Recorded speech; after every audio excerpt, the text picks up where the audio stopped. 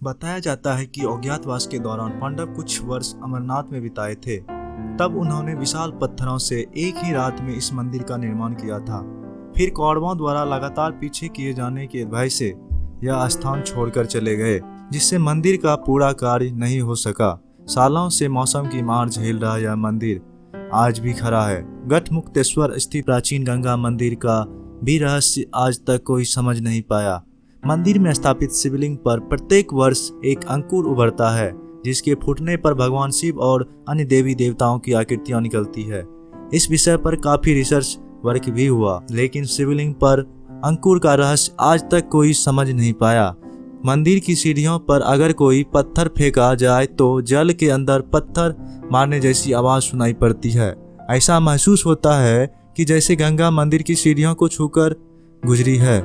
यह किस वजह से होता है यह भी आज तक कोई नहीं जान पाया। टिटलागढ़ उड़ीसा का सबसे गर्म क्षेत्र माना जाता है।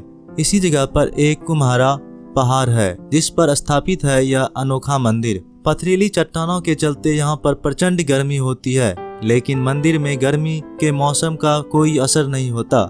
यहाँ एसी से भी ज्यादा ठंड होती। हैरानी का विषय यह है कि यहाँ प्रचंड गर्मी के चलते मंदिर परिसर के बाहर भक्तों के लिए 5 मिनट खड़ा होना भी दुश्वार होता है, लेकिन मंदिर के अंदर कदम रखते ही एसी से भी ज्यादा ठंडी हवाओं का एहसास होने लगता है।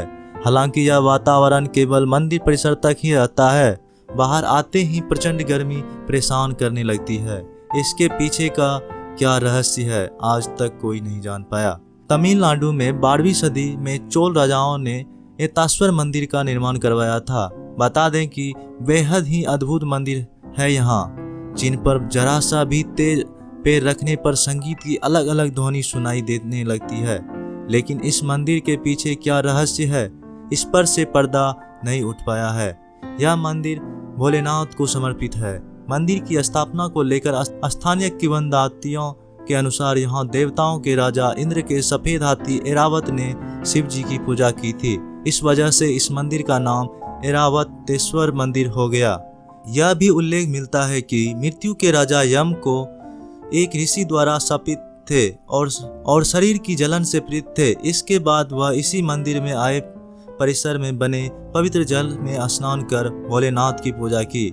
इसके बाद वह पूर्ण रूप से स्वस्थ हो गए।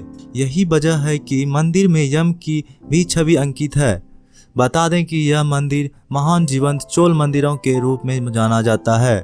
साथ ही इसे यूनेस्को की ओर से वैश्विक धरोहर स्थल भी घोषित किया गया है। पांगर माऊ उन्नाव नगर के दक्षिणी कटरा विल्लोर मार्ग पर स्थित है बादेश्वर महादेव मंदिर की अद्भुत कथा मिलती है कि नेवल के राजा को पंचमुखी शिवलिंग, नदी और नवग्रह स्थापित करने का बोध स्वयं भोलेनाथ ने कराया था। इसी के चलते मंदिर का नाम भी बोधेश्वर महादेव मंदिर पड़ा। कहा जाता है कि जब राज्यकर्मी रथ पर शिव, नंदी और नवग्रह को लेकर आ रहे थे, तभी वह रथ राजधानी में प्रवेश करते ही भूमि में धंसने लगा। इसके बाद तमाम प्रयास किए गए, लेकिन रथ नहीं निकल सका। फिर राजा ने उसी स्थान पर सभी प्रतिमाओं की स्थापना करवा दी। तभी से ही भक्त बोधेश्वर मंदिर में असाध्य बीमारियों की अर्जियां लगाने पहुंचने लगे।